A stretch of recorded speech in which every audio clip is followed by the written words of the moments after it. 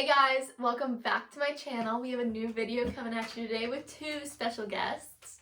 Now, I'm going to introduce them. Hello everyone, my name is President Kennedy, leader of the free world during the Cuban Revolution, or at least part of it.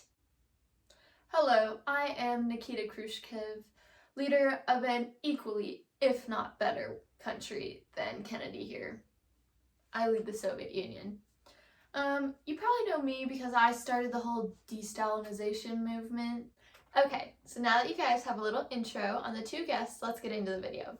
Today we're going to be doing a Q&A with Kennedy and Khrushchev, and to add a fun little twist, these two will be trying to draw their country's flag, and at the end, I will be judging to see who drew it best and picking the winner.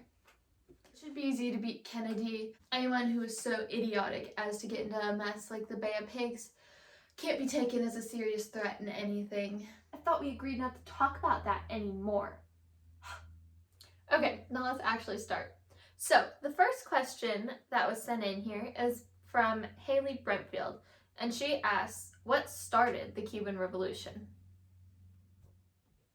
I'll answer this one. So here's my short little overview of the story. Fidel Castro, he'd always felt very strongly about politics.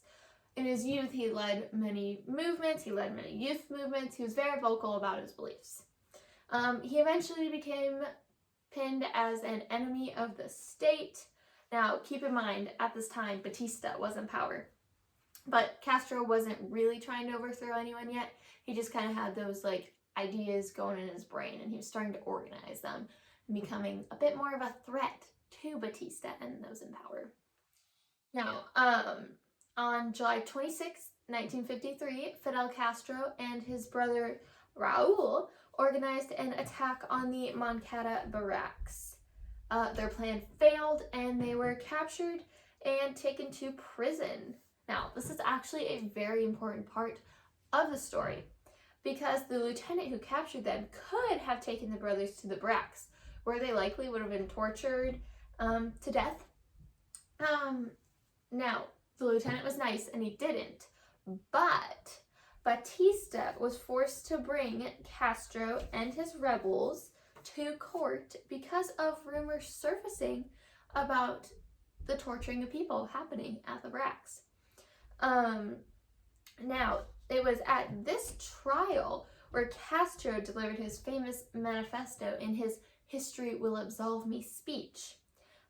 In this speech, he was able to outline his vision for a new Cuba, and this eventually became known as the Moncada program. It was at this trial where he won quite a bit of support mainly from the Cuban working classes. Batista, over time, he was growing more unpopular with the people, and after then released Castro and his brother. Now, after being released from prison, Raul and Fidel fled to Mexico in 1955. This is a good part. While in Mexico, Fidel was organizing a fighting force that would sail back to Cuba on a yacht called the Granma. This trip back to Cuba proved to be very hard, but once him and his men made it back to the Sierra Maestra, things started to look up a little bit. He started his Sierra Maestra campaign, and this lasted from 1956 to 59. Yes, and at this time, Castro was really using the press to his advantage. He made his army of men that really wasn't that big appear way larger than it really was. And he was gaining support from the peasants by doing nice things for them, pretty much, being helpful to them. Something Batista didn't really do. Batista and Castro were both using propaganda. It was even rumored that Castro was dead. He wasn't. Castro was a bright little guy. He had Batista fooled on the size of his army. And a lot of other people too. You're right. Now, Batista launched Operation Verano. It failed, and Castro took advantage of the opportunity. He moved his forces to central Cuba to take over. Batista fled, and January 2nd of 1959, Castro reached Havana to triumph over Batista. It was now that Castro could start his political revolution as leader. Well, kind of as leader. We'll get into that though. Thank you guys. That was a wonderful background. Now, moving on to the next question. It comes from James Castano. He asks, who was the leader of the new Cuba? It wasn't Fidel. Judge Manuel Ureta was president and Jose Cardona was prime minister. Now, Fidel was commander-in-chief of the armed forces.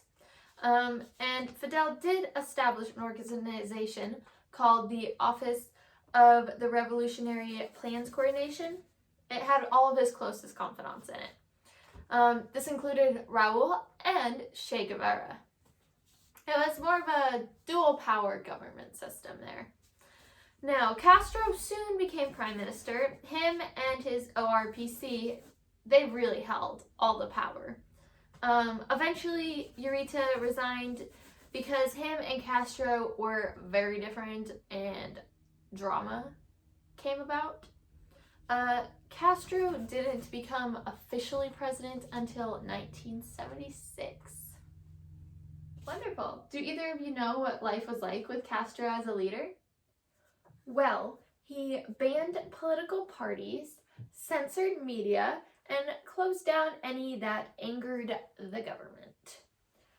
He also led communist trade unions, and all the power was held by Castro-appointed officials. He also postponed elections that he said was going to happen. And his reasoning for postponing them was, he made the quote, I quote this from him, "Democracy is not possible for hungry people." So you tell me what you think life was like under Castro. Interesting.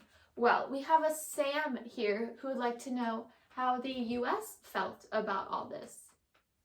Well, Cuba is only 90 miles from the US border, so we weren't very happy about his socialist ways being so close to us. But the CIA was operating at this time. We also had a trade embargo, and we had attacks going to Cuba to try and stop Castro and his ideas from spreading to the US. Yes, the US is always so fearful of others' ideas. Well, when you have nationalization of foreign businesses and plantations, meaning the US, you tend to get a little worried. That's why we banned exports to Cuba in 1959, and we were their biggest trading partner. Yeah, that sure backfired. You just pushed the Cubans right into my arms. In 1960, I agreed to buy Cuba's sugar and help with providing weapons and oil. You made Castro a full-blown communist! Alright, let's settle down. But Kennedy, would you care to explain how exactly we made our way into the mess that was the Cuban Missile Crisis in 1962? Well, you have to understand. We were under pressure from the mafia, Cuban exiles, and US corporations. Castro was worried that we were going to invade, and he was right for thinking so. Yes, and then you launched the Bay of Pigs. That was this big failure in 1961. You just showed Castro that he was so right about your intentions. Back to the missile crisis. Yeah, so Khrushchev here had to go and put missiles on Cuba because he wanted to bargain with the US about us, Britain, and France leaving West Berlin while preventing another US attack on Cuba.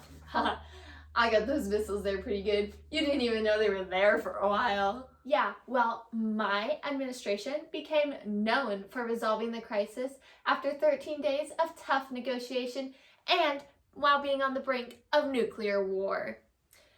But the US did have to remove our missiles from Turkey and Italy. However, we did stay in West Berlin.